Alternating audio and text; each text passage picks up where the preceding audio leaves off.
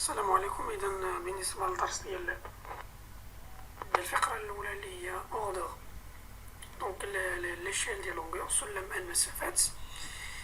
اولا الصغيره ليكريتور سيونتيفيك، الكتابه العلميه كما شفناها في الثالثه اعدادي. ليكريتور سيونتيفيك كتابه علميه لواحد العدد تا نومبر سكري تكتب على الشكل. اذا كرونتان هو الرمز ديال العدد، والكتابه العلميه ديالو هي تساوي ا في 10 أس n. هذه الكتابه العلميه، بحيث تلك A c'est quoi؟ C'est un nombre décimal، هو عدد عشري محصور ما بين 1 و 9. و n واحد العدد c'est un nombre entier relatif، واحد العدد صحيح نسبي. إذا بالنسبة على اليمين كتلقى تما 10 أس صفر كتساوي 1 10. إذا داكشي فيما يخص درس القوى داكشي خصكم تكونوا عارفينو، يعني كمكتسبات قبلية. إذا إلا خدينا مثلا العدد 200، يعني في الجدول 258 كنكتب هاد العدد، هذا هو هاد لو نومبر. غندير ليكريتور سيونتيفيك ديالو. ليكريتور سيونتيفيك ديال 258 هي 2.58 في 10 أس 2. هادشي راه درناه في الدورة الأولى ثالثة إعدادي، ونفس العملية بالنسبة للأعداد الأخرين. ثانيا صغيرة اوردر دو غروندور بالعربية هي رتبة القدر. حنا في الفيزياء كنستعملو هاد رتبة القدر، ودائما غنشوفو شناهي لوردر دو غروندور. يعني رتبة القدر ديال واحد النومبر ديال واحد العدد سي كوا؟ هي لا بويسونس. مثلا كان في القوى كنقول 10 على بويسونس n. إذا 10 هو الأساس و n هو الأس. دونك الأس تنقولو الأساس هي لا باز هي 10، و الأس سي لا بويسونس هو n. إذا رتبة القدر ديال واحد العدد هي لا بويسونس ديال 10. إذا هي داك الأس ديال 10 هي لا بويسونس ديال 10 لا بلي بروش دو سون نومبر، يعني اللي كتكون قريبة من داك العدد. أنا اللي بغيت نقلب على الرتبة ديال القدر ديالو. مثلا إلا خديت الكتابة العلمية ديال العدد يعني n كتساوي a في 10 أس n. إذا إلا خديت مثلا بغيت الكتابة رتبة القدر، كاينين عندي حالتين. الحالة الأولى إذا كان سي a أصغر قطعا من 5، ونكونسيدير نعتبر بأن a كيساوي 1. إلا كان a أصغر من 5 بحال مثلا حنا غنشوفو المثال، إذا لوردر دو غروندور ديال هاد لو نومبر يعني رتبة القدر ديال هاد العدد هي 10 أس n. لكن سي a سوبيريور تيغال 5 إلا كانت أكبر أو يساوي 5 نعتبر أن a تقريبا كيساوي 10. إذا إلا درنا القوى غتعطيني 10 في 10 أس n غتعطينا هي 10 أس n زائد 1. وبالتالي لوردر دو غروندور لو رتبة القدر ديال العدد n هي 10 أس n أس n. مثال غناخد مثلا دوك الأعداد السابقة، شفت الكتابة العلمية ديالو عندي، بحيث مثلا إلا خديت العدد 258 الكتابة ديالو العلمية هي 2.58 في 10 أس 2. هو 2.58 و n هو n و n هو 2. إذا كنلاحظ بأن هو 2.58 أصغر قطع من 5. إذا لوردر دو غروندور غتكون هي 10 أس n اللي هي 10 أس 2. ونفس الأمر بالنسبة للأعداد الأخرى. بالنسبة ليكوليتي دو لوردر دو غروندور يعني الفائدة من هذا رتبة القدر، إذا تتجلى الفائدة فيما يلي: ديتيرميني لا بوزيسيون دو لا ديستونس. إذا تحديد، إذا غنحددو بالنسبة لشيفر سينيفيكاتيف بالنسبة للعمليات، بالنسبة للضرب والقسمة وبالنسبة للجمع وحتى الطرح. مثلا إلا خديت الضرب بغيت نحسب مثلا لي شيفر سينيفيكاتيف، مثلا خديت عددين في المثال ديال الضرب 1.2 غنضربو في 3.63. العدد الأول فهو عدد عشري، والعدد الثاني أيضا. العدد الأول شحال عنده لو نومبر ديال الشيفر سينيفيكاتيف؟ شحال عنده؟ 2. والعدد الثاني عنده 3. أنا هذيك النتيجة اللي غتخرج ليا خصها تكون عندها هذاك الشيفر سينيفيكاتيف، العدد ديال الشيفر سينيفيكاتيف خص يكون كيساوي أصغر عدد ديال الشيفر سينيفيكاتيف في العددين السابقين. مثلا في العددين السابقين شكون اللي كيكون عنده النومبر ديال الشيفر سينيفيكاتيف صغير؟ هو 1.2. شحال فيه؟ 2. إذا حتى في الريزولطا ديالي حتى في النتيجة خص يكون هذاك النتيجة فيه 2 شيفر سينيفيكاتيف. إذا النتيجة إلا درت 1.2 في 3.63 غتعطيني 4.356. أنا بغيت غير 2 شيفر. كنلاحظ بأن في الجزء العشري كاين 3 ديال الأعشار و5 ديال أجزاء المئة و6. كنمشي لهداك 5 ديال الأجزاء د المئة. هداك 5 إلا كنت من 5 للفوق، هداك العدد ديال الأعشار خصني نزيدو 1. إلا كنت من 5 لتحت ما كنزيدش، كنحيد هادوك الأعداد، دوك الأجزاء 5 و 6 كنحيدهم. ولكن دابا بما أن عندي الخمسة تما غنحيد 5 و 6 والأعشار غنزيدو 1 العشر، غتعطي 4.4. بالنسبة للقسمة نفس العملية. العدد اللي كيكون في البسط، شحال من نومبر لو نومبر دي شيفر سينيفيكاتيف شحال؟ كاينين الله توجد عندي 6.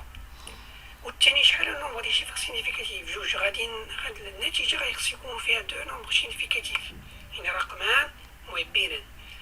أنا في النتيجة عطاتني 9.012. إذا غيكون عندي رقمان، غيكون عندي 1 رقم من الجزء الصحيح ورقم من الجزء العشري. كنلاحظ داك الرقم اللي في الجزء ديال المئات هو 1 صغير من 5. ما كنحيد هداك 1 و 2 وكنخلي الصفر كما هو. إذا النتيجة هي 9.0. بالنسبة مثلا للجمع نفس العملية. بالنسبة للاديسيون ولا لا سوستراكسيون ولا الفرق نفس العملية. عندي 1.2 و 3.6 جمعتهم تعطيني 4.83. إذا لو نومبر دي شيفر سينيفيكاتيف العدد ولا ديال الأرقام المعبرة.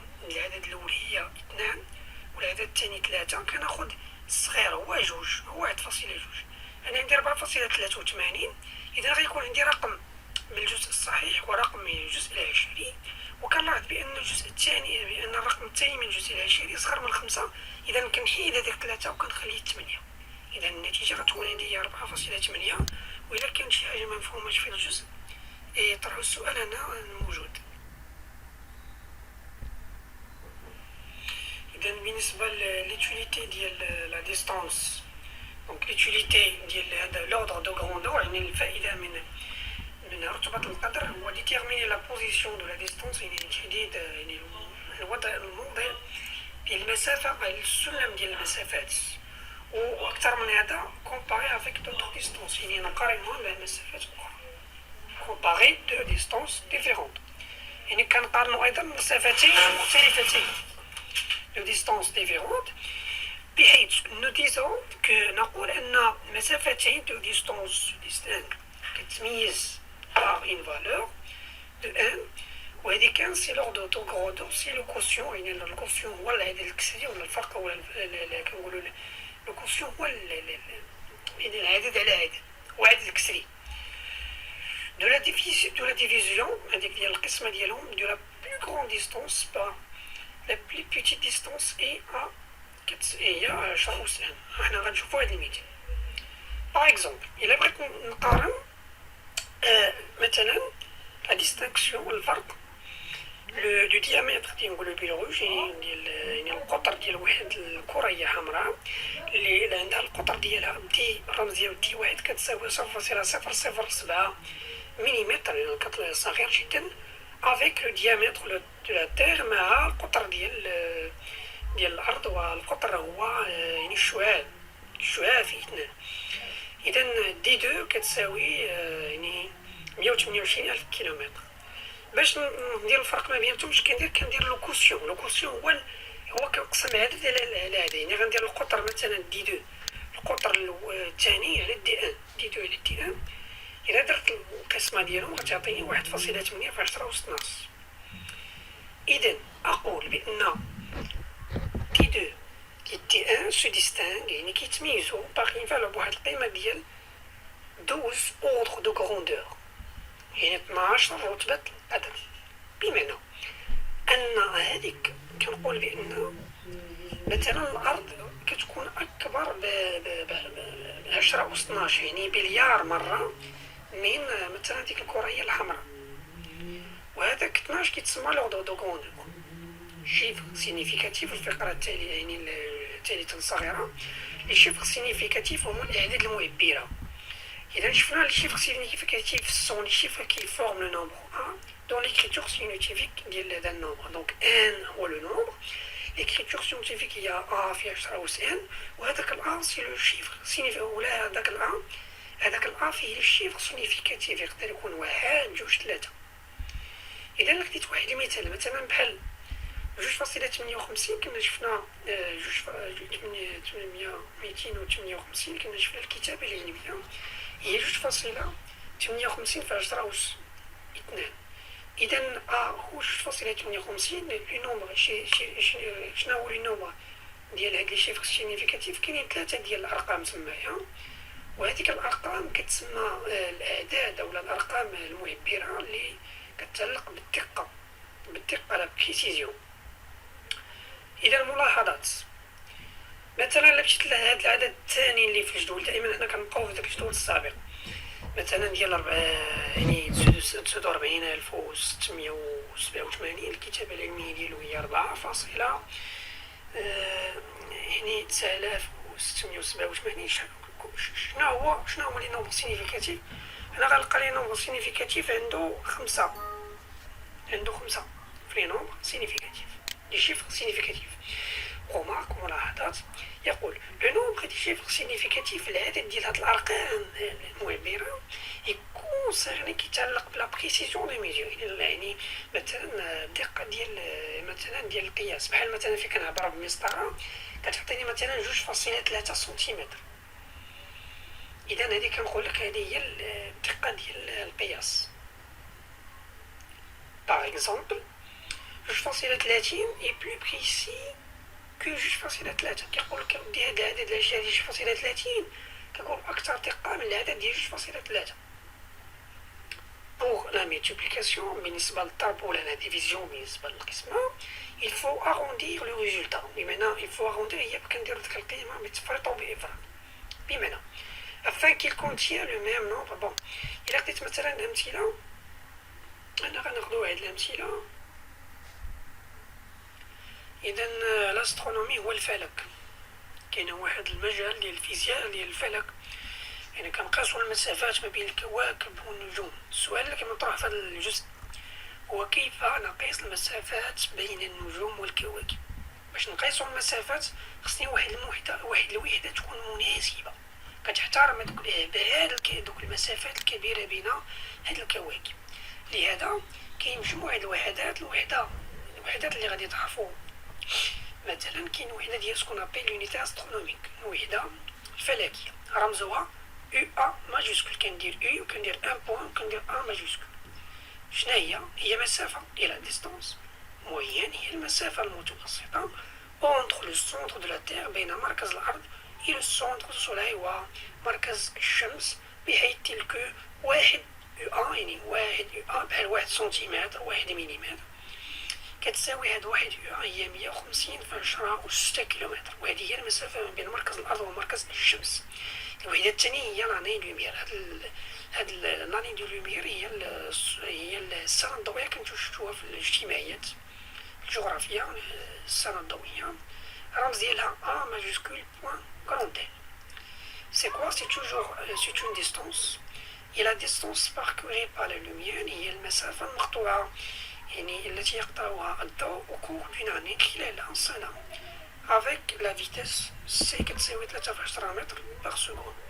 إذا هي المسافة التي يقطعها الضوء خلال سنة واحدة، يعني سنة واحدة هي فين كتقطع يعني الأرض واحد دورة واحدة ولا تدور دورة واحدة حول الأرض وهاد الضوء كيمشي بواحد السرعة اللي هي سي 3.8 متر على السكوند. كنا شفناها في الجزء ديال الدورة الثانية إيديل دون لو فيد في الفراغ تلك 1 اني دو لوميير، يعني 1 A بوان ال كتساوي تقريبا هذاك الرمز اللي شفتوه تقريبا 9.5 في 10 أس 15 متر.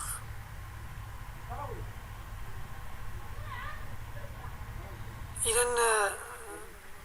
يعني أستمر. إذا فيما يخص رابعا صغيرة l'échelle des longueurs de l'univers، يعني سلم مسافات الكون. يعني الأرض والشمس الكواكب كلها هي كتكلم عن الكون، يعني خارج الأرض كله كون. إذا يقول لي ميكروسكوب، يعني المجهر لي ميكروسكوب، يعني مجموعة ديال دوك المجهر كلهم ne permettent تسمحوا لنا d'explorer لاكتشاف le cœur de la matière يعني القلب ديال المادة. بمعنى يعني القلب ديال المادة يعني اش صور توصل في المادة هو كنا شفنا في يعني هو الطاقة. Et donc de mesurer des grandeurs يعني extrêmement petits يعني ومقياس واحد المقادير يعني صغيرة للغاية. Au contraire بالعكس لي تيليسكوب المناظر يعني المنظار داك اللي كيشوف كيكبر، الميكروسكوب كيشوف الحاجة الصغيرة، لي تيليسكوب كتشوف الحاجة اللي كبيرة. permettent تسمحوا لنا ديكسبلوري لاكتشاف لي بور لي زابور دو لونيفير يعني الابعاد ديال الكون. Et donc de mesurer وبالتالي قياس يعني المسافات كبيرة très grande. Cherchons un moyen يعني نبحث عن وسيلة سهلة un moyen aisé de comparer ces différentes distances يعني نبحث عن وسيلة بسيطة للمقارنة بين مختلف المسافات. إذن رابعا صغيرة unité de longueur وحدة المسافات. إذا كنا شفنا في مثلا في الابتدائية أن في لو سيستيم انترناسيونال يعني في النظام العالمي l'unité de longueur يعني الوحدة ديال الطول هي المتر يعني المتر ورمزه لو سامبول هو petit m. أيضا نقول on exprime souvent نعبر غالبا les longueurs يعني المسافات avec des multiples يعني بمضاعفات أو دي sous-multiples أجزاء ديال هذا المتر. إذا بالنسبة للأجزاء ديال المتر كاين المليمتر. إذا المليمتر هو لو نوم إذا لو نوم ديال الوحدة المليمتر والرمز ديالها لو سامبول هي ام فالور هي 10 أس ناقص 3 متر. اللي خصكم تعرفوا ليه الوحدة الجديدة هي الميكرومتر، هادي خصكم تعرفوا عليها غنحتاجوها 10 أس ناقص 6 متر. النانومتر 10 أس ناقص 6 متر هادو اللي خصكم تعرفوا الميلي والميكرو والنانو. بالنسبة للمضاعفات إذا بالنسبة للمضاعفات كاين الكيلومتر كنا شفناه بالنسبة للفيزياء الميكانيك ديال التاسعة، وكاين الميغا الكيلومتر هو 10 أس 3 متر ولو سامبول الرمز ديالو هو كام يعني كا ماجيسكول. لاحظتوا بالنسبة للمضاعفات دائما كنبدا هذوك الحروف بماجيسكول بحروف كبيرة، بينما في المضاعفات لي سوميتيبل الأعداد كنبدا بهم توجور كيكونوا مينيسكول. هذه كملاحظة. كيلومتر 10 أس 3 متر، الميغا متر هي 10 أس 6، الجيجا متر 10 أس 9 والتيرا متر هي 10 أس ناقص 12 متر. إذا بالنسبة les unités utilisées en astronomie, c'est quoi l'astronomie?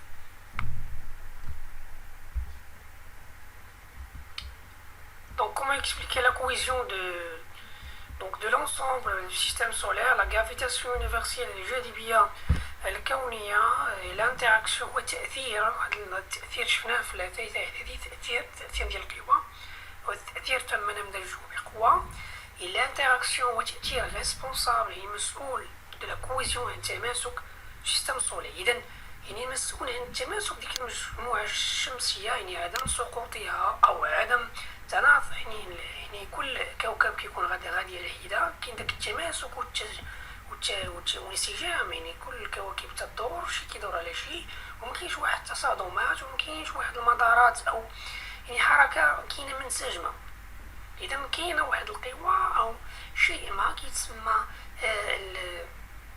الجاذبية الكونية هي المسؤولة عن هاد لا كويزيون تماسك المجموعة الشمسية.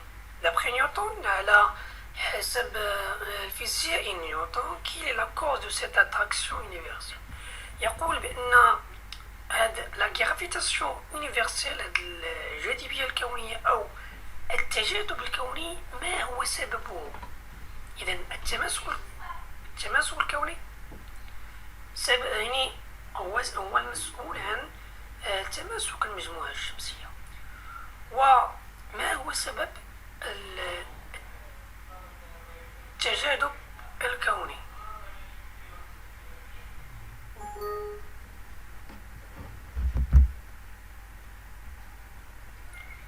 La gravitation universelle, la loi de gravitation universelle Newton mise en évidence إبراز ديال يعني التجاذب الكوني. إذا الجرافيتاسيون الجاذبية، أتراكسيون، التجاذب، أكتيفيتي، نشاط. إذا في الصورة اليمين يقول لك نلاحظ يعني كواكب يعني وكاين تتواصل يعني هي تدور حول حول الشمس. إذا كنتكلم على المجموعة الشمسية. بالنسبة للنشاط ديالنا كبداية غادي نديرو نيوتن واحد العالم كان بينما كان جالسا تحت شجرة تفاح والليل بدأ بسقوطه ولا بلان لون يعني الليل يعني القمر يعني الكامل ديجا لوفي يعني بدأ داك القمر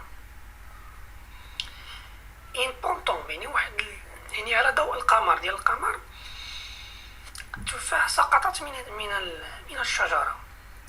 يسو دوموند نيوتن طرح السؤال على نفسه قائلا لماذا بوكوا لا بونطون لماذا التفاحة سقطت alors que بينما لا لون طومبا بينما القمر لم يسقط.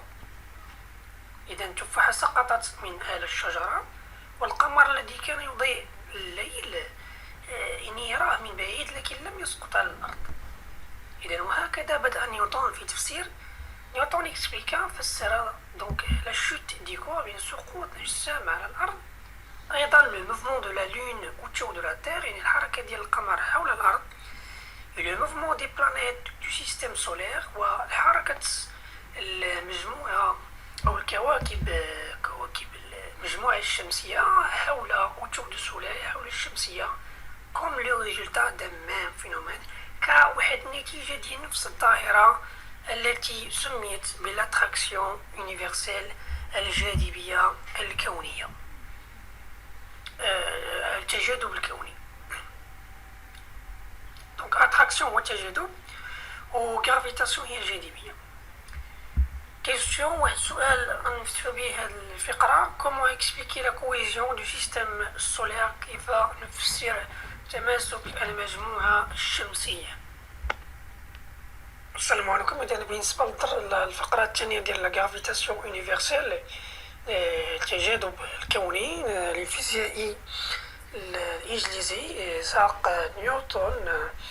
إذا كرصيد معرفي وكمعلومات سابقة يجب أن تكون عند التلميذ أولا يعني في ثالثة إعدادي ميكانيكي في الجزء نتاع الميكانيك كنا شفنا درس ديال توازن جسم صلب خاضع لقوتين ودرس ديال الوزن والكتلة. إذا كنا قلنا بأن مثلا بأن لكل جسم عنده كتلة يعني أي جسم كيكون عنده الوزن والوزن هو عبارة عن قوة عن بعد ناتجة أو تأثيرها هو مثلا الأرض يعني ناتجة عن تأثير الأرض على جميع الأجسام يعني الموجودة على سطح الأرض هي قوة عن بعد. أيضا توازن جسم صلب يعني التوازن يعني إذا كان مجموع القوى المجموع المتجهين لقوتين يساوي صفر. إذا كنا شفنا شرط التوازن ديال الجسم هذا الجسم.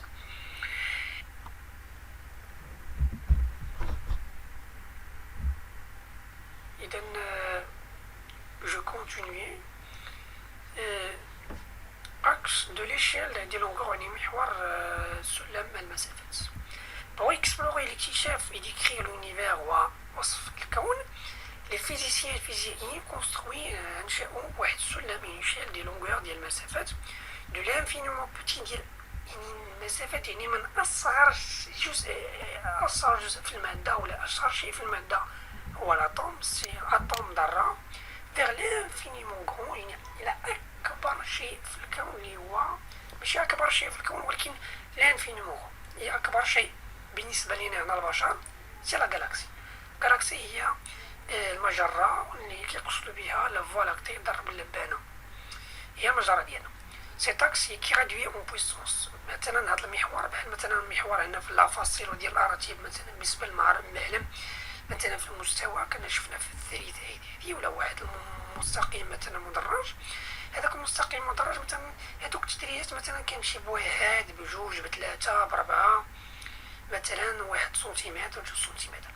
بينما بالنسبة لهذا المحور كيتسمى لاكس دو ليشيل دي لونغور غادي تكون الوحدة ديالو المتر، ولكن التدريجة يعني من تدريجة لتدريجة غنديرو 10.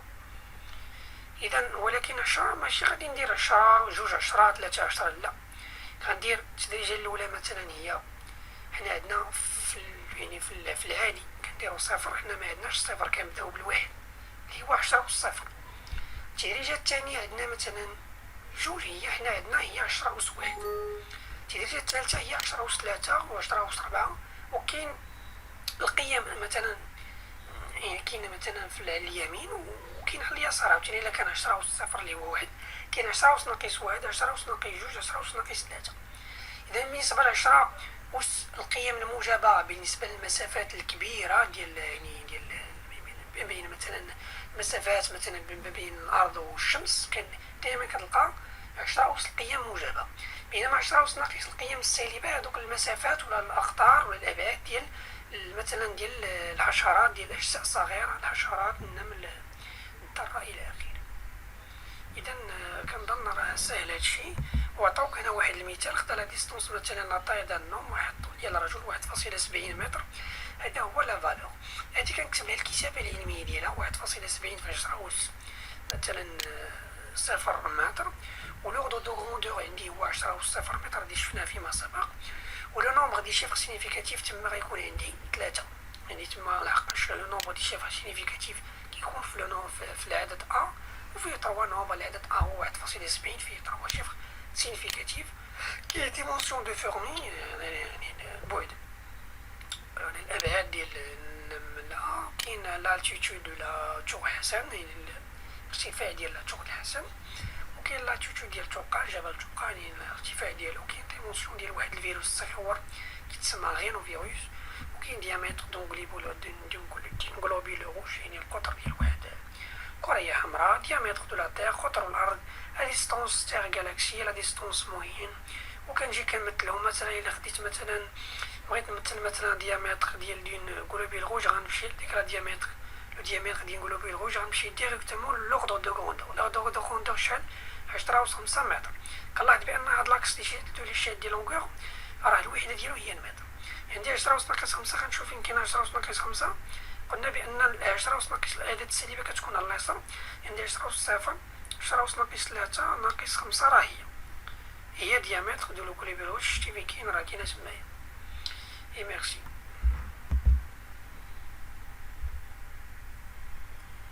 إذا وكمل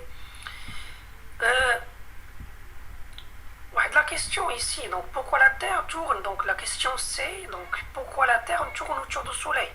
أيضا لماذا؟ فإذا كان القمر فالأرض هي في حركة، والقمر يدور حول الأرض والتابع ديال الأرض، والأرض بدورها تدور حول الشمس. إذا هنا سؤال يطرح، لماذا pourquoi la Terre tourne autour du Soleil، لماذا الأرض تدور حول الشمس. إذا كجواب على هذا السؤال نقول parce que la masse du Soleil est supérieure à la masse de la Terre، لأن كتلة الشمس أكبر بكثير من كتلة الأرض، وأيضا حتى المسافة كتلعب دور، لحقاش إلا كانت مثلا الأرض قريبة مثلا على الأرض، إذا كانت الأرض قريبة على الشمس فإن الأرض ستسقط على الشمس، وهذاك اللهيب ديال الشمس سوف يأكل الأرض. وهكذا يفسر العالم الفيزيائي الإنجليزي نيوتن إذا هذا الانسجام وتماسك المجموعة الشمسية. ريزومي ملخص: La gravitation universelle الجاذبية الكونية est une des interactions responsables de la cohésion de l'univers. إذا هي une des interactions من بين التأثيرات المسؤولة على ليس بتماسك المجموعة الشمسية فقط، بل بتماسك الكون بأسره. Donc elle est prédominante، فهي مهيمنة على الشيء أسترونوميك، على السلم الفلكي، يعني على السلم، يعني السلم بين الكواكب والنجوم، يعني كل هذا يسمى السلم الأسترونوميك que nous avons vu le premier paragraphe d'échelle de longueur. C'est elle qui explique la cohésion et la structure du système solaire. Elle est la cause du mouvement des planètes et de leurs satellites. Donc كل قمر une planète عنده لا ساتيليت ديالو، عنده قمر ديالو كيتسمى القمر ديالو هو التابع. مثلا بحال الارض عندها القمر ديالها هو القمر ديالنا، ولكن ساتيليت كيتسمى قمر اصطناعي.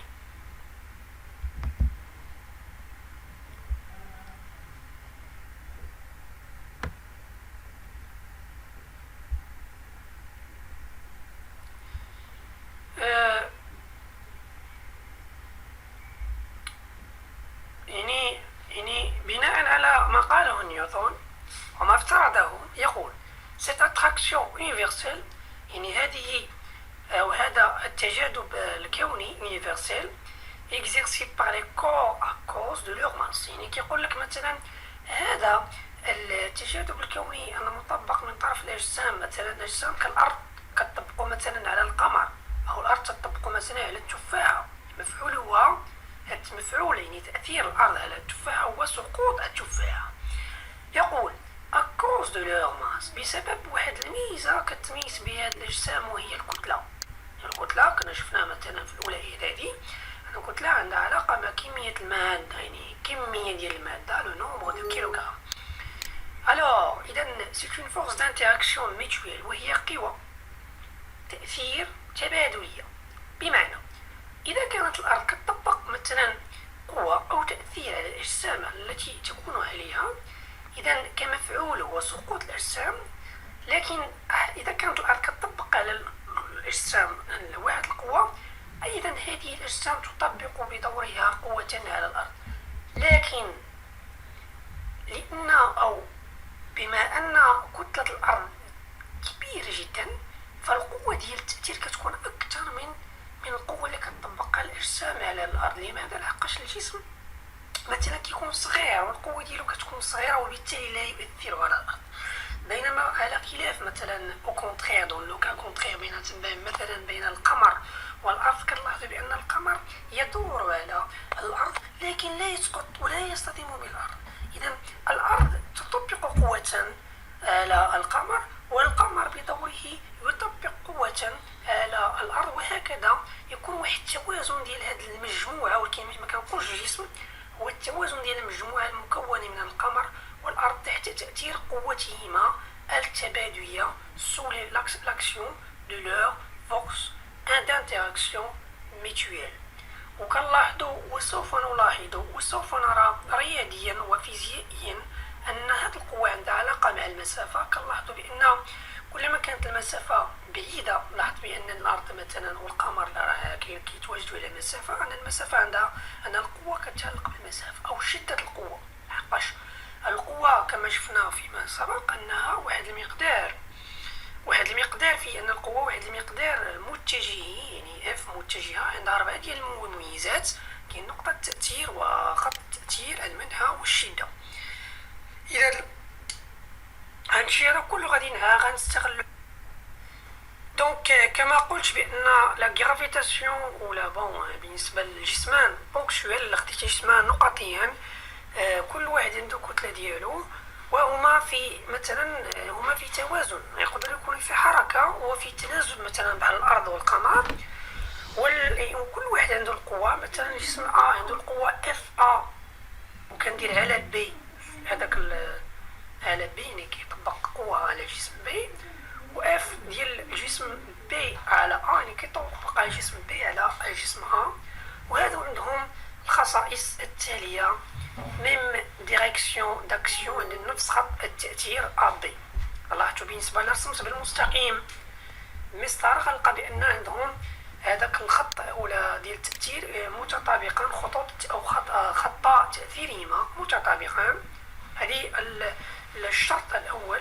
بالنسبة للشرط الثاني فيما يخص المنحى لو سونس، عندهم دي سونس اوبوزي، يعني منحان متعاكسان. دونك vers le corps qui exerce la force، يعني في اتجاه يعني الجسم الذي يطبق القوة. لحقاش اصلا هذيك القوة ديال كما قلت هي اتراكتيف، يعني يعني ديال التجاذب كيجر عنده. عرفتي في شكل بان هذيك القوة كنمثلوها المنحى ديالها. مثلا جسم كيطبق قوة على جسم بي، كنلاحظوا بأن نقطة التأثير ديالها نشوفوا مثلا التمثيل ديال القوتين. غناخذ مثلا جسم غيطبق قوة على جسم بي، نقطة التأثير ديالها هو المركز الثقل ديال جسم بي اللي هو في النقطة. يعني في الموضع ديال داك الجسم بي. واخا التأثير هو الخط راه رسمناه، وكاين المنحى غيكون نحو الجسم لحقاش هذاك المفعول ديال القوة هو الجذب كيجرو لعندو. وفيما يخص ميم انتونسيتي كتكون عندهم نفس الشدة، وهاد الجدة الكتابة ديالها هي جي واحد ثابتة كتسمى لا كونستانت دو غرافيتاسيون يونيفرسيل، ثابتة التجاذب الكوني. و لوردر دو غروندور كنا شفناه رتبة القدر ديالها هي دونك هاد التفاصيل لاحظتو 67 في 10 ناقص 11 في الوحدة. هذيك الوحدة اللي لاحظتوها الآن هو النيوتن في المتر مربع في الكيلوغرام ناقص 2 يعني باغ كيلوغرام.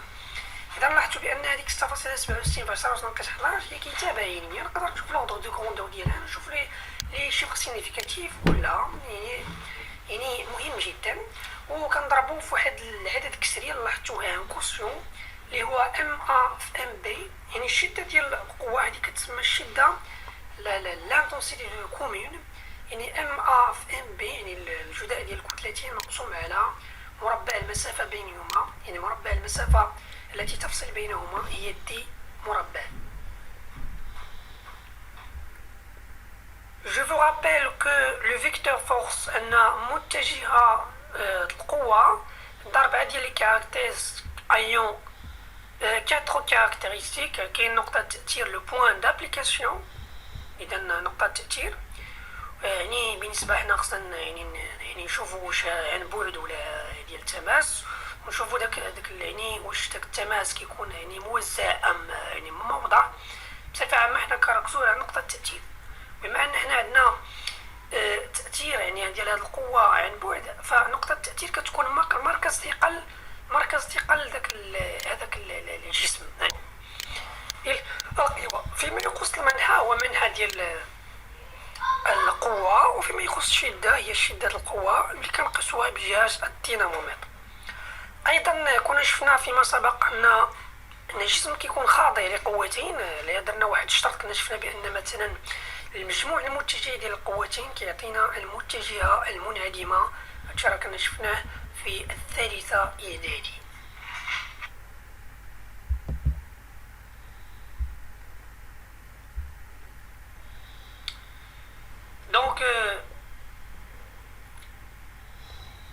دونك غادي نديرو لي لونسي ولا يعني نص قانون التجاذب، نص قانون الجاذبية الكونية إنونسي أكوز دو لور ماس، يعني بسبب كتلتهما ولا بسبب كتلها يعني الأجسام. باسكو لي كور إكسيرس الأجسام تطبق الأجسام لجون سور لو زوتر، يعني بعضها على بعض دي فورس أتراكتيف ميتويل، قوى ديال التجاذب يعني مثيل هي بينية، يعني واحد كيأثر على الآخر يعني كيطبق قوة على الآخر. هذا هو المفهوم ديال ميتويل. أتراكسيون هي كيجرو لعندو لحقاش كاين تجاذب وكاين تنافر. إذا بالنسبة للانتراكسيون التأثير فيه نوعين، خاصة بالنسبة للقوى عن بعد. القوى عن بعد فيها نوعان، كاين إما تأثير تجاذبي أو تأثير تنافري. بالنسبة للتأثير التجاذبي هو اللي كيجر بحال المغناطيس، والتأثير التنافري مثلا بحال جوج تيتباعدو، كلما قرنا بهم يعني واحد كنقربو من الآخر كيتباعدو. دونك فورميل ماتيماتيك يعني الصيغة الرياضياتية دو كور بونكتويل. لأن حنا الأجسام مثلا الأرض راه كبيرة جدا، لكن إلا خديت مثلا الأرض مقارنة مع الكون، يعني كون كواحد الجسم كبير، فالكون نقدر نعتبره كبحال النقطة يعني كبحال في كنلاحظ أنا مثلا في الليل السماء زرقاء كيبانوا لي النجوم على شكل نقط، لكن إلا مشيت أنا لذاك النجم يعني اقتربت منه غنلقاه بأنه كبير جدا. إذن علاش كنمثلو هادوك الأجسام بنقط دو كور بونكتويل، يعني جسمان نقطيين يعني A و B دو ماس ريسبكتيفمون كتلهما أو كتلتهما على التوالي ام ا و ام بي، هذا الرمز ديال الكتلتان سيباري باغ ان ديستونس يعني مفصولان أو مفروقان وبينهما مسافة دي هي ا بي. دونك ما بين هذا إكسيرس لان سور لوتر، يطبق الواحد على الآخر دي فورس دانتيراكسيون، يعني قوى تأثير يعني جرافيتاسيونيل يعني الجاذبية، اتراكتيف التجاذبية، اف متجهة ا على بي. كنقراوها دابا هذيك القوة الأولى والقوة الثانية غنقراوهم. الرمز ديال القوة كيترمز اف متجهة وكنزيد ا على بي. إذا القوة الأولى هي قوة ديال الجسم ا اللي كيطبقها على الجسم بي، والقوة الثانية هي قوة ديال الجسم بي التي يطبقها على الجسم ا، أي كيون لديهم خصائص تالية. إذا قبل ما نمشيو للخصائص ديالهم،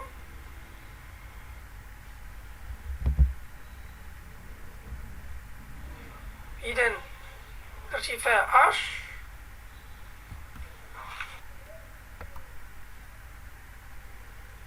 إذا بالنسبة للتجاذب، لقانون التجاذب الكوني هو كيعبر على توازن الجسمان بحيث واحد يطبق على الآخر واحد القوة. إذا كنكمل الباج 5. رومارك بالنسبة للملاحظات لي دو فورس القوتان دانتراكسيون ديال التأثيرات أو ميم ديريكسيون داكسيون عندهم نفس خط التأثير، و ديسونس أوبوزي منحنيان متعاكسان. إذا طونسيتي إيكال و شدة يعني متساوية، بحيث نكتبوها على شكل رياضي. متجهة مثلا اف ا على بي، يعني الجسم قوة مطبق من درجة الجسم ا على بي، يعني كنكتبوها على شكل متجهة كيساوي ناقص اف القوة ديال الجسم بي على الجسم ا، وهذاك الناقص أودي بأنه عندي منحنيان متعاكسان يعني ديسونس أوبوزي. أيضا هذا القانون ديال نيوتن صالح إلي فالابل بور دي كور فيلومي بالنسبة للأجسام اللي كيكونوا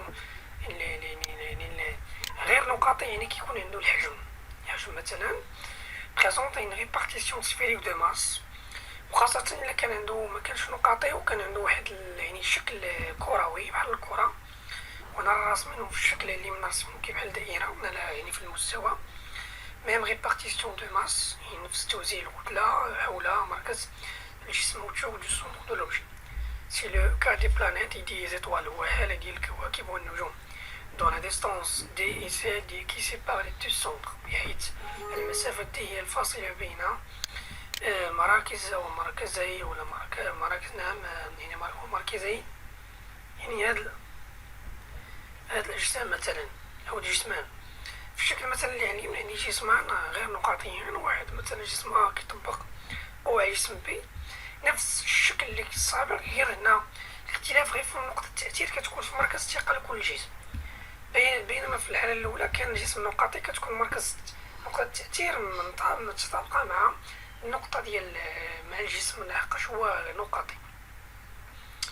إذا بوغ ان كور بونكتويل بالنسبة للجسم نقاطي A دو ماس ام A على لاتيتود اش، يعني بالنسبة لجسم نقاطي A بيكون كتلته رمزها ام A على ارتفاع اش بارابور على سورفاس دو لا تير، يعني الارتفاع بالنسبة للمحور أو المساحة ديال الأرض، يعني كاين على واحد الارتفاع اش بيتيت اش. إذا غنشوفو غنطبقو هاد الألوا ديال يعني قانون التجاذب الكوني، بحيث عندي في الشكل لاحظتي عندي واحد الجسم.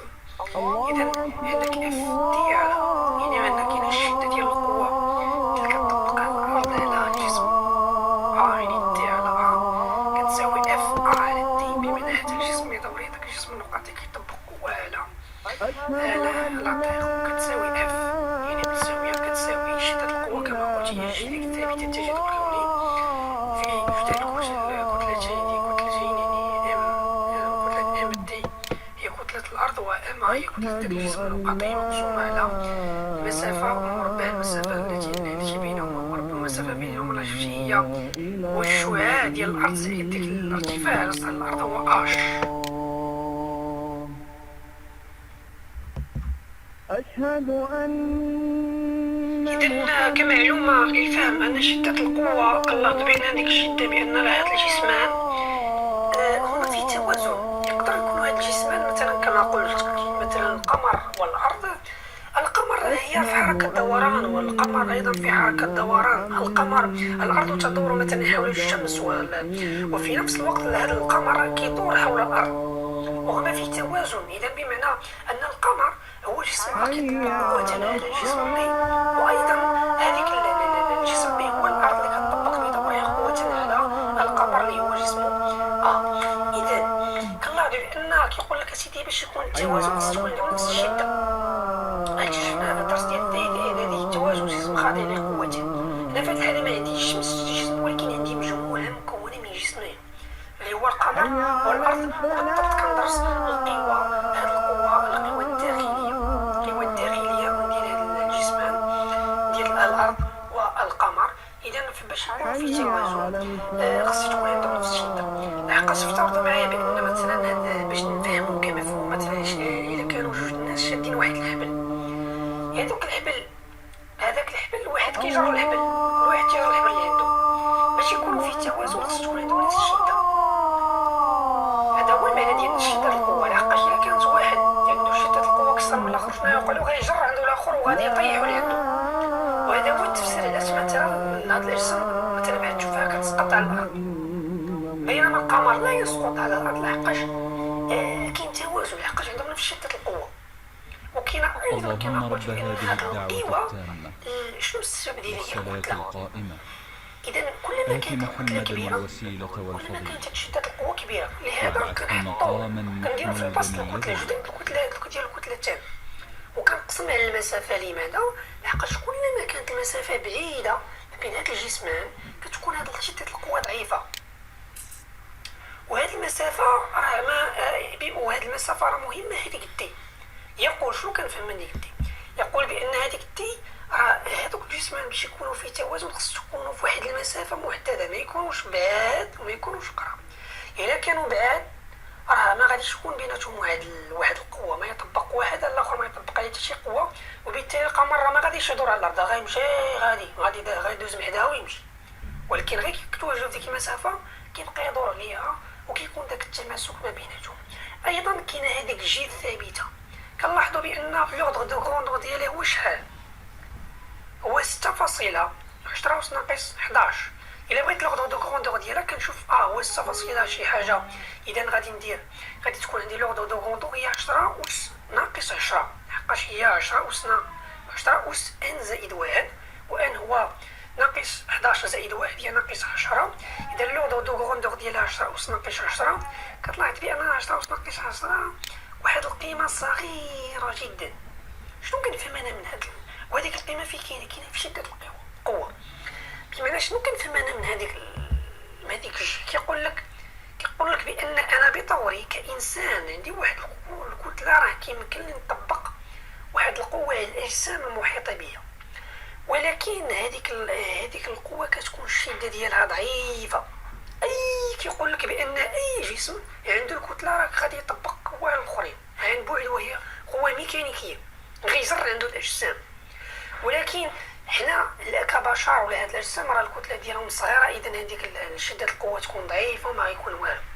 ولكن كلما الجسم كانت عنده كتلة كبيرة بحال القمر ولا الأرض راه كتلقى داك التوازن، وكتلقى بأن الجسم يسقط على في اتجاه المركز ديال الأرض. إذا كنا شفنا فيما سبق أن مثلا الجسم أو وزن الجسم، كنا شفنا فيما سبق الوزن ديال الجسم اللي سميناه لو بوا دان كور. هو واحد القوة اللي كتطبقها الأرض على مثلا الأجسام المحيطة.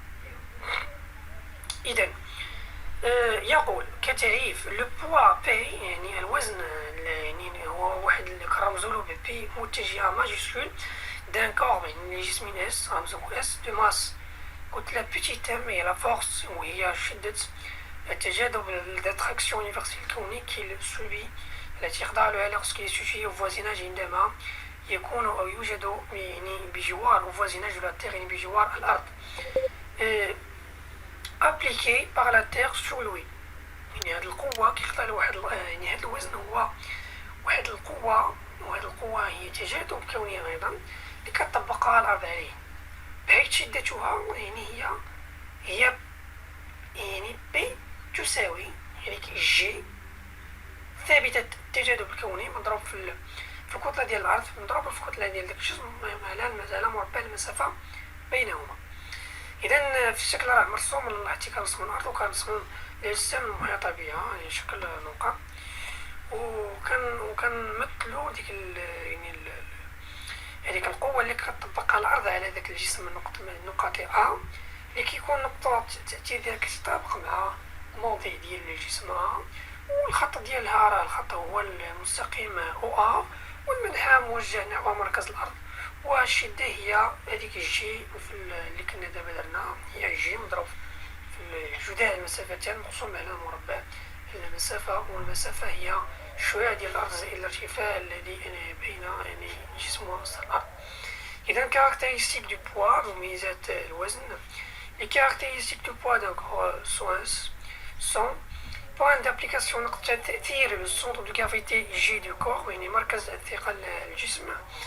ديريكسيون دونك المركز الثقل في هذه الحالة هو ا لحقاش نقاطي. لا ديريكسيون اتجاه لا فيرتيكال هو الرأسي. سونس المنحى دو او فيغ البا من الآلة نحو مركز الأرض ديريجي فيغ لو سونتر دو لا تير. انتونسيتي الشدة ولا لا فالور ديال هي ام فوا جي كنا شفناها هي كتساوي ام فوا جي وكتساوي ايضا جي ايضا بحيث جي كتساوي جي كبيرة ثابتة التجاذب الكوني في المسافة في الكتلة ديال الأرض على مربع المسافة. إذا بيتي جي تسمى لانتونسيتي دو شون بوزونتور يعني شدة المجال الثقالي يعني وحدة نيوتن على الكيلوغرام. كملاحظات لانتونسيتي دو بوزونتور شدة الثقالة على altitude اش ارتفاع بتيت اش هي جي اش كتساوي وإلا خدينا مثلا هاد شدة ديال الثقالة على سطح الأرض إذا الارتفاع كيساوي صفر إذا جزرو كتعطينا هاديك العلاقة غرون جي ام تي على ار تي مربع. إذا غنلقاو العلاقة التي تربط بين جي اش اللي هي شدة l'intensité du poisontor à l'altitude H ou جزرو l'intensité du poisontor à la surface de terre جي اش كتساوي جزرو مضروبة في هذاك الرابور ار تي وسيتنا لا ار تي بلس اش او كاري. وبما ان يعني ار تي زائد اش اكبر او يساوي ار تي فإن جزرو كيكبر من جي اش. بمعنى هاد l'intensité du poisontor كلما ابتعدنا على مركز الأرض كلما كتصغر وهذا منطقي. مثلا الا خدينا الامريكان كاين مثلا ليكواتور ولا يعني ليكواتور مثلا كازابلانكا غابة باغي وبول في القطب الشمالي والجنوبي في القطب ولا في الخط الاستوائي ليكواتور. وكاين ايضا جينيراليزاسيون دو لا نوسيون دو بوا يعني تعميم مفهوم الوزن اون جينيرال on appellera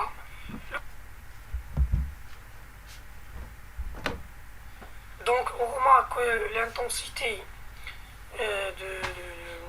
donc la force est très faible. لاحظتوا راه 10 أس ناقص 12. إذا شدة القوة ضعيفة جدا أو صغيرة جدا ce qui explique ما يفسر pourquoi on n'aperçoit pas leur effet de notre vie quotidienne ما يفسر إذا لماذا لا نشعر أو لا نحس بمفعول يعني هذه القوة ديال التجاذب بين الجسمان في حياتنا اليومية. إذا هادشي كما قلت من قبل أن هاد القوة ديال التجاذب الكوني راه باش نحسو بها وباش نحسو بالتأثير ديالها يعني المفعول يعني التأثير والمفعول ديالها إما التوازن أو السقوط يعني مثلا ديال واحد الجسم إلا كانت مثلا الكتلة كبيرة جدا إما لا خدينا مثلا حتى كتلة 45 غرام و 100 غرام راه هذا هو اللي كيفسر بأن شدة القوة صغيرة جدا.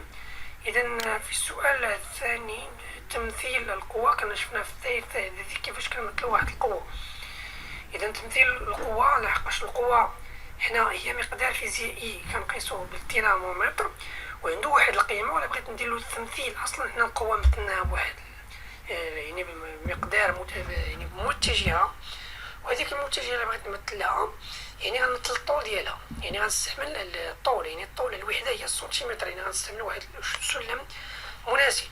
بالنسبة مثلا شدة القوة غناخد يعني بالنسبة للسلم اللي كاين عندي على الورقة غناخد كل واحد سنتيمتر كيمثل ليا هذيك شدة القوة واحد فاصلة جوج في 10 أس ناقص 12 نيوتن اللي كاينة في الواقع. أيضا المسافة ما بيناتهم في الواقع هي 50 سنتيمتر.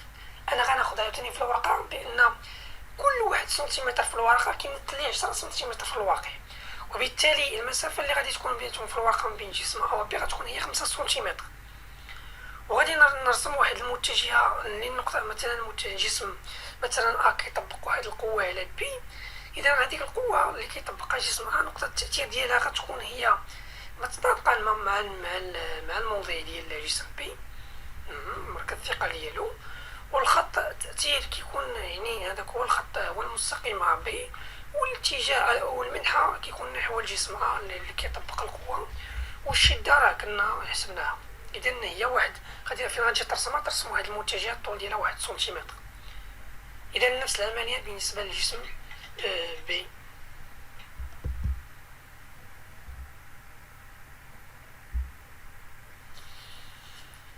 دونك جو كونتينيي. كنت قلت بأن حنا خدينا 3 الحالات، خدمنا هاد لا لوا دو غرافيتاسيون اتراكتيف دو نيوتن، خدينا 3 الحالات جسمان. الحالة الأولى نقطيان، الحالة الثانية جسمان بجوجهم غير نقطيين يعني عندهم واحد الحجم، وداك الحجم كيكون على شكل دائرة يعني كرة في الفضاء. والحالة الثالثة عندي مثلا واحد يعني كرة في الفضاء اللي هي الأرض مع واحد الجسم نقطي A اللي بعيد على هاد الأرض بواحد الارتفاع H. إذا بالنسبة لهاد شدة القوة هي كالعادة هي هذيك الشيء ثابتة مضروب في جزء كتلتيهما مقسوم على المسافة اللي ما بيناتهم. وكنت قلت المسافة هي RT هو شعاع الأرض زائد H هو الارتفاع ديال الجسم عن الأرض، بحيث MT هي الكتلة ديال الأرض راه 6 في 10 أس 24 كيلوغرام، و RT شعاع الأرض هو راه معروف. إذا بالنسبة حنا غنديرو تعميم بالنسبة لإكسبرسيون دو لانتونسيتي يعني تعبير شدة القوة ديال التجاذب الجرافيتاسيونيل التجاذبي غيست فالابل يعني تبقى صالحة بور دو كور كيلكونغ بالنسبة لجسمان يعني كيفما كان تلك دي، بحيث دي المسافة سيبارون التي تفصل يعني مراكز ثقلهما لور سونتر دو gravité respective على التوالي. إذا ناخذ واحد المثال تطبيقي. déterminer les caractéristiques de la force، حدد مميزات قوة d'attraction التجاذب الكوني universel qui s'exerce التي تطبق entre deux corps ponctuels التي تطبق بين جسمين A و B de masse respectivement MA. لاحظتي بالنسبة ل M 450 غرام و B 100 غرام، يعني هاد الكتلتين لاحظتهم يعني صغارين بزاف ديال هاد الجسمان، وبينهم واحد المسافة هي AB 50 سنتيمتر. إذا السؤال الأول راه محطوط. السؤال الثاني représenter les deux forces initiales adaptées يعني يمثل قوتان بسلم أو بسلم مناسب.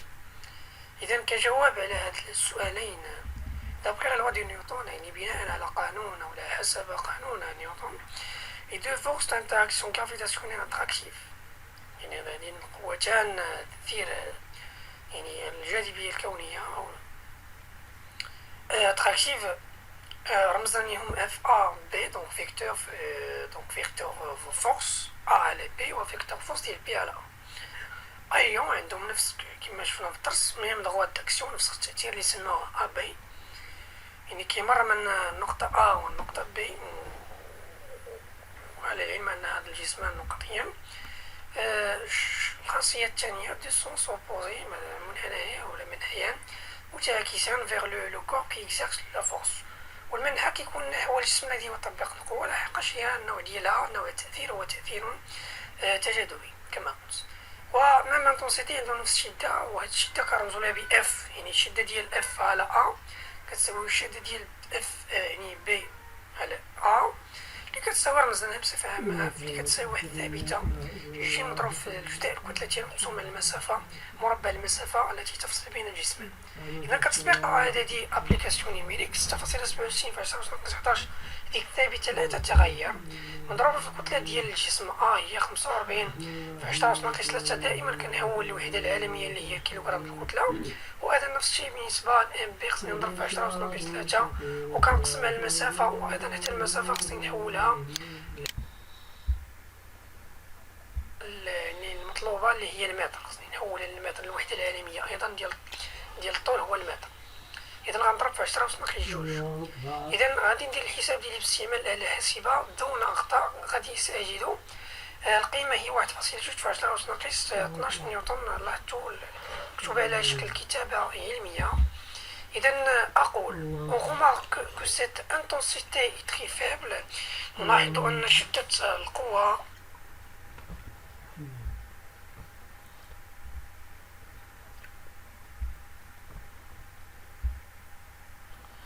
donc multiple